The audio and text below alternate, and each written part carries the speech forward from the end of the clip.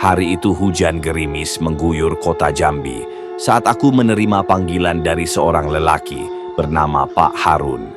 Ia memintaku mengantar jenazah ayahnya, Pak Sastro, ke kampung halamannya di Madura untuk dimakamkan di tanah kelahirannya. Aku setuju. Bersama seorang kenek bernama Joni, kami mempersiapkan ambulans dan memulai perjalanan malam itu juga. Di dalam peti kayu yang sederhana, jenazah Pak Sastro terbaring kaku. Namun, sejak awal ada sesuatu yang ganjil. Tidak ada bau khas jenazah yang biasa tercium. Justru, ada aroma aneh seperti bunga melati bercampur kemenyan yang menusuk hidung. Pak Harun, yang ikut menemani perjalanan, tampak gelisah sepanjang waktu. "Bapak meninggalnya sakit apa, Pak?" Tanyaku sekadar basa-basi. Pak Harun terdiam sesaat, lalu menjawab dengan suara lirih. "Bukan sakit biasa, Mas. Tapi dia punya janji yang belum terpenuhi." Aku tak mau bertanya lebih jauh. Aku sudah cukup sering mengantar jenazah dengan berbagai cerita aneh di baliknya. Memasuki Pulau Jawa, perjalanan dari Jambi ke Pelabuhan Merak berjalan lancar. Kami menyeberang ke Pulau Jawa dengan kapal feri, dan saat itu Pak Harun semakin terlihat gelisah. Saat ditanya, ia hanya berkata, "Kita harus segera sampai sebelum tengah malam." Tapi jalanan Pulau Jawa tak bisa ditebak. Setelah melewati Jakarta dan terus ke timur, kami mulai memasuki daerah yang lebih sepi dan gelap. Aku dan Joni terus menyetir bergantian, namun di suatu titik kami harus melewati hutan lebat di daerah Jawa Tengah. Hutan ini dikenal angker dan namanya sering disebut-sebut oleh para sopir lintas Jawa sebagai tempat yang harus dihindari saat malam. Saat memasuki hutan itu, suasana berubah drastis. Kabut tebal turun, menutupi pandangan. Udara mendadak dingin, padahal sebelumnya cuaca panas. Jalanan yang tadinya ramai mendadak sunyi. Bahkan, suara jangkrik pun lenyap. Aku mulai merasakan sesuatu yang aneh. Perasaan tidak nyaman menyelimutiku, seolah ada mata tak kasat mata yang mengawasi dari balik pepohonan. Lalu, tiba-tiba, mobil ambulans bergetar hebat. Brak! Seperti ada sesuatu yang jatuh dari atas mobil. Aku segera menghentikan ambulans di pinggir jalan. Joni, yang juga merasakan guncangan itu, langsung menyalakan senter dan keluar untuk memeriksa. Dan saat itulah aku mendengar jeritannya. Jenazah yang menghilang. Aku buru-buru keluar dari ambulans. Joni berdiri terpaku di samping mobil dengan wajah pucat pasi. Tangannya menunjuk ke belakang. Pintu belakang ambulans terbuka dan peti jenazahnya kosong. Aku terpaku, darahku terasa membeku di dalam tubuhku. Nggak mungkin, jenazahnya ada di sini tadi. Pak Harun langsung terduduk lemas di tanah. "Sudah terlambat, dia diambil," bisiknya dengan suara gemetar. Aku menyorotkan senter ke dalam hutan. Tidak ada tanda-tanda peti jatuh atau tergeletak di sekitar jalan. Jenazah Pak Sastro benar-benar hilang begitu saja. Lalu terdengar suara krik, krik, krik. Suara langkah kaki menyeret di tengah hutan yang gelap gulita. Kami semua terdiam, menajamkan pendengaran. Dan kemudian, tiba-tiba terdengar suara batuk tua yang serak dan berat dari dalam hutan. Aku merinding. Itu suara Pak Sastro, sosok di balik pepohonan. Tanpa pikir panjang, aku dan Joni menyorotkan senter ke arah suara. Di kejauhan, di antara pepohonan yang rapat, samar-samar aku melihat sesosok tubuh tua berjalan terseok-seok, tanpa kepala. Joni langsung mundur ketakutan, tubuhnya gemetar hebat. Pak Harun menutup wajahnya dan berbisik, "Aku sudah bilang, dia punya janji yang belum selesai." Aku ingin berlari, tapi tubuhku terasa kaku. Sosok itu semakin mendekat, dan aroma melati bercampur kemenyan semakin menusuk hidung. Saat sinar senter menyinari wajahnya, aku melihat sesuatu yang tak akan pernah kulupakan seumur hidup. Itu wajah Pak Sastro. Matanya kosong, bibirnya bergerak-gerak seperti berusaha berbicara, tapi yang keluar hanyalah suara serak yang menggema di udara malam. Pulang, aku harus pulang. Aku menahan napas, tak tahu harus berbuat apa. Tapi tiba-tiba, angin kencang bertiup, menerbangkan dedaunan, dan membuat kami semua menutup mata sesaat. Saat aku kembali membuka mata, sosok itu sudah menghilang. Tanpa membuang waktu, kami langsung masuk kembali ke ambulans dan tancap gas meninggalkan hutan itu. Tak ada yang berbicara, kami semua terlalu ketakutan. Ketika akhirnya tiba di Madura, Pak Harun meminta kami berhenti di sebuah pemakaman tua. Seorang pria tua sudah menunggu di sana, seperti sudah tahu bahwa kami akan datang. Pak Harun hanya berkata, "Bapak sudah pulang." Aku dan Joni tak pernah membicarakan kejadian itu lagi. Tapi sejak malam itu, aku tak pernah lagi mengantar jenazah melintasi hutan di tengah malam. Karena aku tahu, ada sesuatu yang bersemayam di sana, menunggu mereka yang belum menyelesaikan janji terakhirnya. Setelah peristiwa mengerikan itu, aku dan Joni berusaha melupakan kejadian malam itu. Tapi rasa takut tak kunjung hilang. Bahkan setelah sampai di Madura dan menyerahkan urusan pemakaman kepada keluarga Pak Harun, aku merasa masih ada sesuatu yang belum selesai. Malam itu, setelah jenazah Pak Sastro dimakamkan, aku dan Joni menginap di sebuah penginapan kecil di dekat pemakaman. Udara malam terasa lebih dingin dari biasanya. Aku mencoba memejamkan mata, tapi entah mengapa rasa gelisah terus menghantuiku. Tok, tok, tok. Terdengar ketukan di pintu kamar. Aku menoleh ke arah Joni yang sudah tertidur pulas. Dengan enggan, aku bangkit dari tempat tidur dan berjalan ke arah pintu. "Siapa?" tanyaku. Tak ada jawaban. Aku membuka pintu sedikit dan mendapati koridor penginapan kosong. Angin dingin berhembus perlahan, membuat bulu kudukku meremang. Aku mencoba kembali tidur. Tapi baru saja berbaring, suara batuk serak itu kembali terdengar persis seperti suara yang aku dengar di hutan malam itu. Jantungku berdegup kencang. Aku menoleh ke arah jendela kamar, dan di sanalah aku melihatnya. Sosok Pak Sastro berdiri di luar jendela, menatapku dengan mata kosong. Tubuhnya masih mengenakan kain kafan, tapi sekarang lusuh dan penuh tanah. Wajahnya yang pucat membusuk dan bibirnya bergerak-gerak seakan mencoba berbicara. Aku berusaha bangun, ingin berteriak, tapi tubuhku seperti lumpuh. Nafasku tersengal saat sosok itu mulai mendekat.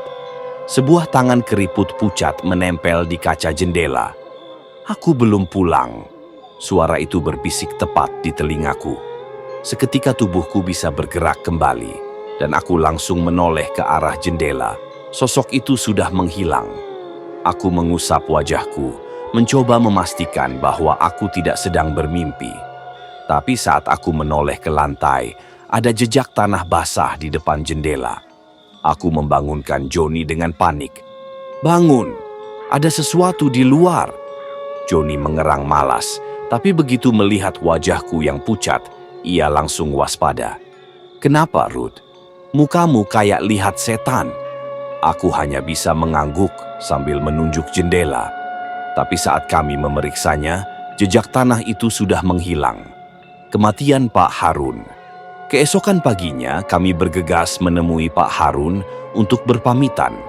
Tapi saat tiba di rumahnya, kami disambut oleh suara tangisan. "Pak Harun meninggal semalam." Aku dan Joni saling berpandangan, tubuh kami langsung lemas. "Dia meninggal kenapa, Bu?" tanyaku kepada seorang perempuan yang ternyata istri Pak Harun. Wanita itu mengusap air matanya. "Tadi malam dia terus mengigau, katanya, 'Bapak belum pulang, Bapak belum pulang.' Lalu tiba-tiba dia terdiam dan tak bangun lagi." Aku dan Joni terdiam. Aku tahu ini bukan kebetulan. Ada sesuatu yang belum selesai dengan arwah Pak Sastro. Rasa penasaran membawaku kembali ke pemakaman tempat Pak Sastro dimakamkan. Bersama Joni dan beberapa warga desa, kami memutuskan untuk membuka makamnya.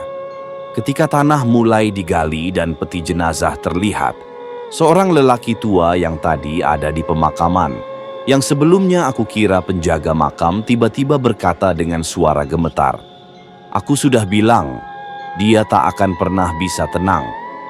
Aku menatap pria itu, merasa ada sesuatu yang ia sembunyikan. "Maksud Bapak apa?"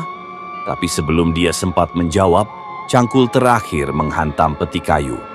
Aku dan Joni mendekat, dan saat peti dibuka, teriakan histeris langsung memenuhi udara. Joni langsung mundur dengan wajah pucat, sementara tubuhku gemetar hebat. Ini nggak mungkin," bisik salah satu warga. Aku memalingkan wajah ke lelaki tua tadi, yang sekarang menunduk dan mulai menangis. Dia sudah lama menunggu. Dia tak seharusnya pulang." Dengan suara bergetar, pria itu mulai bercerita. Pak Sastro bukanlah orang biasa. Dulu, ia adalah dukun sakti di desanya. Sebelum meninggal, ia membuat perjanjian dengan sebuah kekuatan gaib yang membantunya sepanjang hidup. Namun, sebelum ia sempat menepati janjinya, ajal menjemputnya. Itulah sebabnya arwahnya tak bisa tenang. Itulah sebabnya jasadnya menghilang di hutan. Aku tak tahu harus berkata apa. Yang jelas, aku merasa ada sesuatu yang belum selesai. Dan saat malam tiba, aku kembali mendengar suara itu. "Aku belum pulang." Aku tak tahu apakah Pak Sastro akan terus menghantui, atau apakah kami semua akan menjadi korban berikutnya. Tapi satu hal yang pasti, aku tak akan pernah bisa melupakan perjalanan ini. Setelah menemukan peti kosong di makam Pak Sastro, aku dan Joni memutuskan untuk meninggalkan desa itu secepat mungkin. Namun, sebelum kami pergi, lelaki tua yang tadi bercerita, yang akhirnya kami ketahui bernama Mbah Wiryo, menahan kami dengan wajah penuh ketakutan. "Kalian tidak bisa pergi begitu saja," katanya dengan suara gemetar. Aku menatapnya bingung. "Kenapa?" "Karena kalian sudah membawa kutukan ini bersama kalian." Aku merinding. Mbah Wiryo mengatakan bahwa siapapun yang melihat kejadian ini, yang membuka peti kosong itu, sekarang sudah menjadi bagian dari perjanjian yang belum selesai. Arwah Pak Sastro akan mengikuti kami sampai janji itu terpenuhi. Aku dan Joni hanya bisa menatap satu sama lain. Perasaan takut semakin menyesakkan dada. Apakah kami telah membawa sesuatu yang mengerikan ke dalam hidup kami? Meski dipenuhi ketakutan, kami tetap memutuskan untuk kembali ke Jambi. Malam itu kami meninggalkan desa Pak Harun dan mulai menyetir menuju pelabuhan untuk menyeberang kembali ke Sumatera. Namun, sejak awal perjalanan ada yang terasa salah. Bayangan di cermin. Saat aku menyetir, aku terus merasa ada sesuatu di belakang mobil ambulans. Awalnya, aku mengira itu hanya perasaan, sampai aku melihat ke kaca spion. Ada seseorang duduk di kursi belakang. Aku langsung menekan rem mendadak, membuat Joni hampir terlempar dari tempat duduknya. "Kenapa, Ruth?" Aku tak bisa bicara. Aku hanya menatap kaca spion, berharap itu hanya ilusi. Tapi bayangan itu masih ada. Sosok Pak Sastro duduk diam, menatapku dengan mata kosong. Tangisan tengah malam. Kami sampai di sebuah penginapan kecil di tepi jalan, memutuskan untuk beristirahat sejenak. Kami berdua terlalu lelah dan stres untuk melanjutkan perjalanan. Namun, di tengah malam, aku terbangun oleh suara tangisan. Aku mengira itu suara Joni. Tapi saat aku menoleh, Joni masih tertidur pulas di ranjang sebelah. Tangisan itu datang dari luar. Dengan tubuh gemetar, aku berjalan ke jendela dan mengintip keluar. Di tengah halaman penginapan, di bawah cahaya redup lampu jalan, berdiri sosok Pak Sastro. Ia menangis, tapi suaranya tidak terdengar dari mulutnya, seolah datang dari dalam kepalaku. Aku ingin berteriak, ingin lari, tapi tubuhku membeku. Lalu, dengan gerakan kaku, sosok itu mulai berjalan mendekat. Tangannya yang pucat terangkat menunjuk ke arahku. Matanya kosong, tapi bibirnya bergerak perlahan. "Kau harus menyelesaikannya." Aku tersentak dan jatuh ke lantai. Saat aku kembali melihat keluar jendela, sosok itu sudah menghilang. Setelah kejadian itu, aku dan Joni tahu bahwa kami tidak bisa lari. Kami harus mencari tahu apa yang sebenarnya terjadi pada Pak Sastro. Kami kembali menemui Mbah Wiryo. Kali ini, ia membawa kami ke sebuah gua tua di dalam hutan di belakang desa. "Disinilah semuanya dimulai," katanya. Saat kami masuk ke dalam gua, udara terasa semakin berat.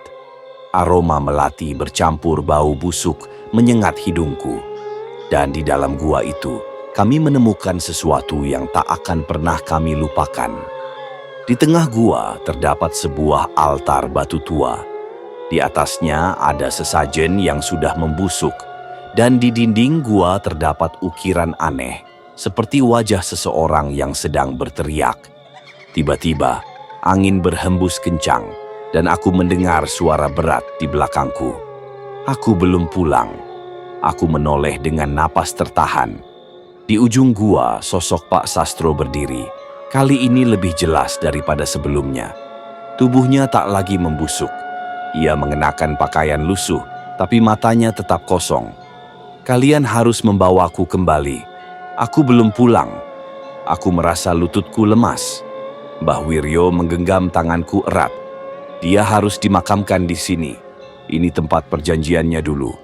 Jika tidak, dia akan terus menghantui kalian." Aku dan Joni tak punya pilihan lain. Kami menggali tanah di dalam gua itu dan mengubur sesuatu yang tak terlihat. Dan saat tanah terakhir menutup lubang, suara angin mendadak hilang. Udara menjadi lebih ringan. Saat kami keluar dari gua, aku menoleh ke belakang sekali lagi. Di mulut gua, sosok Pak Sastro berdiri. Tapi kali ini, ia tersenyum. Lalu, perlahan-lahan ia menghilang. Aku dan Joni kembali ke Jambi, berpikir bahwa semua sudah selesai. Tapi setiap kali aku berkendara sendirian di malam hari, aku masih bisa melihatnya. Sosok Pak Sastro berdiri di tepi jalan, tersenyum kepadaku, dan aku tahu. Setelah pengalaman mengubur Pak Sastro di dalam gua, aku dan Joni berharap segalanya telah berakhir. Kami kembali ke Jambi dengan hati sedikit lebih tenang. Tapi ternyata kami salah. Beberapa minggu setelah kejadian itu, aku mulai mengalami mimpi aneh. Dalam mimpiku, aku selalu berada di jalan yang sama, jalan sepi di tengah hutan, mirip dengan tempat di mana mayat Pak Sastro dulu menghilang. Namun kali ini, aku tidak sedang mengendarai ambulans. Aku berjalan sendirian di kegelapan. Di kejauhan, aku bisa melihat sebuah sosok berdiri di tengah jalan. Setiap kali aku mencoba mendekat, tubuhnya berubah menjadi bayangan kabur yang bergerak cepat di antara pepohonan. Lalu aku selalu terbangun dengan keringat dingin. Awalnya aku mencoba mengabaikan mimpi itu. Tapi semakin lama, mimpi itu terasa semakin nyata. Sampai suatu malam, aku tidak hanya melihatnya dalam mimpi. Aku melihatnya di kamarku. Malam itu, aku terbangun karena mendengar suara berbisik di telingaku. Aku belum pulang. Aku langsung duduk tegak, napasku memburu. Jantungku berdetak kencang saat aku menoleh ke sudut kamar. Di sana, di tempat yang seharusnya kosong, berdiri sosok Pak Sastro. Tubuhnya lebih pucat dari sebelumnya, wajahnya lebih jelas, dan yang paling mengerikan, matanya hitam pekat tanpa bola mata. Aku berusaha berteriak, tapi tak ada suara yang keluar. Tiba-tiba, tubuhnya bergerak cepat, berjalan mendekat ke tempat tidurku tanpa menggerakkan kakinya. "Aku belum pulang!" Teriakan itu memenuhi kepalaku. Aku menutup mata dan membenamkan wajahku di bantal. Tubuhku gemetar hebat. Saat aku membuka mata lagi, sosok itu sudah menghilang. Aku buru-buru menyalakan lampu dan melihat jam di dinding. Tepat pukul 3 pagi. Aku tidak bisa tidur lagi malam itu. Aku tahu ini belum berakhir. Keesokan harinya, aku pergi ke tempat kerja seperti biasa. Aku mencoba meyakinkan diriku bahwa semua yang terjadi tadi malam hanyalah mimpi buruk akibat stres. Tapi kemudian, sesuatu yang mengerikan terjadi. Saat aku sedang berada di ruang administrasi, rekan kerjaku, Doni, tiba-tiba menatapku dengan ekspresi bingung. "Ruth, siapa orang tua yang barusan masuk ke ruanganmu?" Aku menegang. "Orang tua?" tanyaku, mencoba bersikap biasa. Doni mengangguk. "Iya, laki-laki tua, pakai baju putih lusuh, rambutnya acak-acakan. Aku tadi lihat dia masuk ke ruangmu, tapi pas aku cek, nggak ada siapa-siapa di dalam." Darahku langsung berdesir. Aku segera berlari ke ruanganku. Pintu masih terbuka sedikit. Aku masuk perlahan, meneliti setiap sudut ruangan. Tak ada siapa-siapa, tapi di atas meja kerjaku ada sesuatu yang sebelumnya tidak ada di sana. Segumpal tanah basah. Aku menatapnya dengan tubuh gemetar. Itu bukan tanah biasa. Itu adalah tanah makam. Pak Sastro masih hidup. Malam harinya aku menelepon Joni dan menceritakan semuanya. "Aku juga mengalami kejadian aneh, Ruth." Suara Joni terdengar gemetar. "Aku dengar suara ketukan di jendela kamarku tadi malam. Tapi kamarku ada di lantai 2. Aku merinding. Ini tidak masuk akal. Seharusnya arwah Pak Sastro sudah tenang. Atau, apakah kami telah mengubur sesuatu yang salah? Aku memutuskan untuk kembali ke desa tempat kami mengubur Pak Sastro. Aku ingin mencari Mbah Wiryo dan menanyakan apa yang sebenarnya terjadi. Namun saat aku tiba di sana, Mbah Wiryo sudah meninggal. Kami menemukannya di tengah hutan, di dekat gua tempat kalian mengubur Pak Sastro," kata seorang warga desa. Dia meninggal dengan wajah ketakutan dan tangannya mencengkeram tanah seakan mencoba menarik sesuatu keluar. Aku langsung merasa mual. Apakah Pak Sastro telah kembali? Ataukah ada sesuatu yang lain yang telah kami bangkitkan tanpa sengaja? Aku mencoba mencari jawaban di desa, tapi tak ada yang mau berbicara. Semua warga terlihat ketakutan setiap kali aku menyebut nama Pak Sastro. Namun, seorang wanita tua akhirnya membisikkan sesuatu padaku sebelum aku pergi. "Yang kalian bawa dari Jambi bukan lagi Pak Sastro." Aku menelan ludah. "Maksudnya?" Dia menatapku dengan mata berkaca-kaca. "Ada sesuatu yang ikut pulang bersama kalian, sesuatu yang lebih tua, sesuatu yang lebih mengerikan." Aku langsung merasa lemas. Jika itu benar, maka arwah Pak Sastro bukan satu-satunya yang menghantui kami.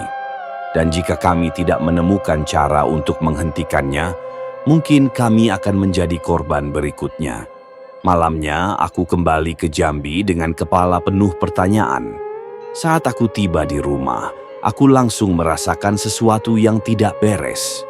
Udara terasa lebih dingin. Rumahku yang biasanya terasa nyaman, sekarang terasa seperti tempat yang asing.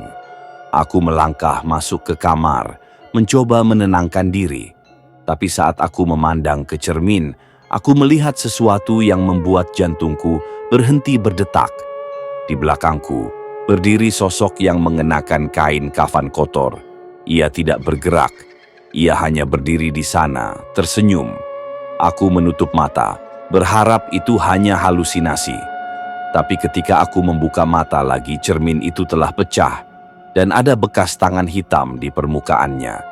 Aku tahu malam ini aku tidak akan bisa tidur. Dan aku tahu, ini baru permulaan dari mimpi buruk yang lebih mengerikan. Aku tidak bisa tidur malam itu. Setiap sudut rumah terasa seperti mengintai, seakan ada sesuatu yang bersembunyi di balik bayangan, mengawasi setiap gerakanku. Cermin yang pecah dengan bekas tangan hitam itu masih berdiri di sudut kamar. Aku tidak berani menyentuhnya.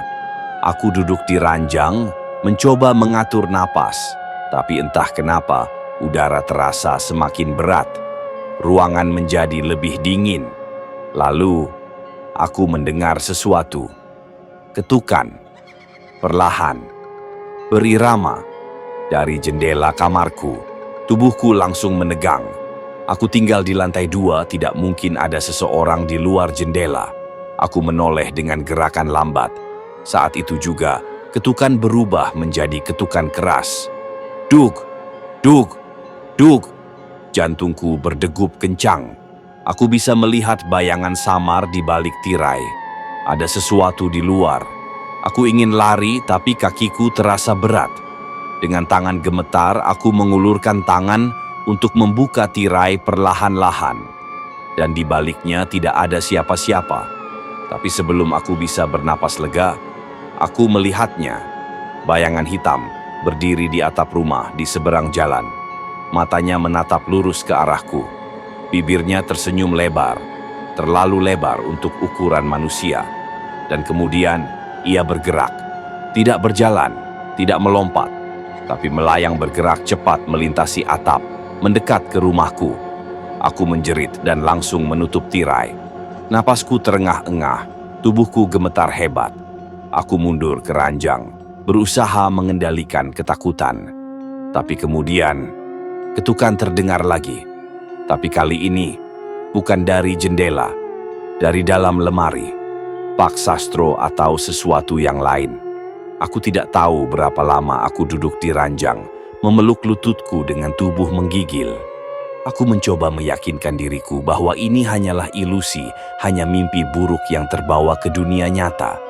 Tapi suara itu terus ada. Ketukan dari dalam lemari. Aku memejamkan mata, berharap itu akan berhenti. Tapi yang kudengar selanjutnya jauh lebih mengerikan. Sebuah suara, serak, penuh bisikan. Aku belum pulang.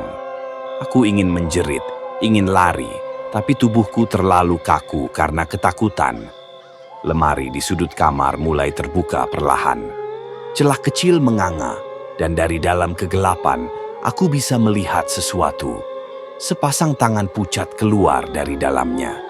Jari-jarinya panjang dan kaku, bergerak perlahan seperti laba-laba. Aku tak bisa lagi menahan diri. Aku berlari keluar kamar, menyalakan semua lampu, dan mencoba menghubungi Joni. Tapi tak ada jawaban. Sampai tiba-tiba, ponselku berbunyi. Nomor tak dikenal. Dengan tangan gemetar, aku mengangkatnya. Halo? Suara serak itu kembali terdengar. Aku belum pulang. Aku langsung membanting ponselku ke lantai. Aku harus pergi dari rumah ini. Sekarang juga. Tanpa berpikir panjang, aku langsung keluar rumah dan menyalakan mobil. Tujuanku hanya satu. Kembali ke desa tempat aku dan Joni menguburkan Pak Sastro. Aku merasa jawabannya ada di sana. Sesuatu yang salah telah terjadi. Perjalanan terasa panjang dan mencekam. Jalanan gelap, hanya diterangi lampu mobil yang redup. Aku berkendara dengan kecepatan tinggi, berharap bisa segera sampai sebelum sesuatu terjadi. Namun, saat aku melewati hutan yang sama, tempat mayat Pak Sastro dulu menghilang, mobilku mati total. Aku mencoba menyalakannya kembali, tapi mesinnya hanya berbunyi serak. Aku memukul setir dengan frustasi. Kenapa harus mati di tempat ini? Saat itu juga, aku menyadari sesuatu. Udara menjadi sangat sunyi. Tak ada suara jangkrik, tak ada suara angin, hanya keheningan. Lalu aku melihatnya. Di tengah jalan, beberapa meter dari mobilku, sosok itu berdiri. Pakaiannya masih lusuh, tangannya menggantung lemas di sisi tubuhnya. Tapi kali ini, aku bisa melihat wajahnya lebih jelas. Bukan lagi Pak Sastro. Ini adalah sesuatu yang lain. Kulit wajahnya pucat membiru seperti mayat yang sudah lama membusuk. Matanya bolong hitam. Dan senyumnya terlalu lebar, seolah-olah wajahnya pernah dirobek dari satu sisi ke sisi lain. Ia mulai melangkah ke arahku. Aku panik, mencoba menyalakan mobil, memutar kunci berkali-kali. Tapi mesin tetap tidak mau menyala. Sosok itu semakin dekat. Aku mulai menangis. Tanganku gemetar saat mencoba menarik gagang pintu mobil untuk keluar dan lari. Tapi sebelum aku bisa bergerak, tangan pucat itu muncul dari belakang dan meraih leherku. Aku menjerit dan mencoba melepaskan diri, tapi cengkeramannya sangat kuat. Aku bisa merasakan kukunya yang tajam mencengkeram kulitku. Aku belum pulang. Suaranya menggema di kepalaku. Aku meronta, memukul apapun yang bisa kupegang. Lalu tiba-tiba, semuanya menjadi hitam, terbangun dalam kubur. Aku terbangun dengan kepala berdenyut. Pandanganku kabur, tubuhku terasa kaku. Saat aku mencoba menggerakkan tangan, aku menyadari sesuatu yang membuat darahku membeku. Aku terkubur. Aku bisa merasakan tanah menekan tubuhku dari segala sisi. Aku mulai panik, mencoba meronta. Aku menendang dan mengayunkan tanganku, berusaha menggali keluar. Tapi semakin aku bergerak, semakin sulit bernapas. Di dalam kegelapan, aku bisa mendengar sesuatu. Suara tertawa. Tertawa kecil, nyaring, seperti seseorang yang menikmati penderitaanku. Aku menjerit sekuat tenaga. Lalu, sesuatu menarik kakiku, menyeretku lebih dalam ke dalam tanah. Aku mencoba mencengkeram apapun yang bisa kupegang, tapi tanah terus menutupiku. Sampai akhirnya, aku tak bisa lagi bernapas. Aku belum pulang. Aku terbangun dengan terengah-engah. Aku tidak berada di dalam kubur. Aku berada di dalam kamar, di tempat tidurku. Tapi aku tahu, sesuatu telah berubah. Saat aku melihat ke cermin yang pecah di sudut ruangan, aku melihat bayanganku. Tapi bayangan itu tersenyum kepadaku. Dan aku menyadari sesuatu yang mengerikan. Aku bukan lagi aku. Aku mencoba berbicara, tapi suara yang keluar bukan suaraku. Suara itu adalah suara Pak Sastro. Dan aku tahu, sekarang giliran Joni. Karena dia yang belum pulang.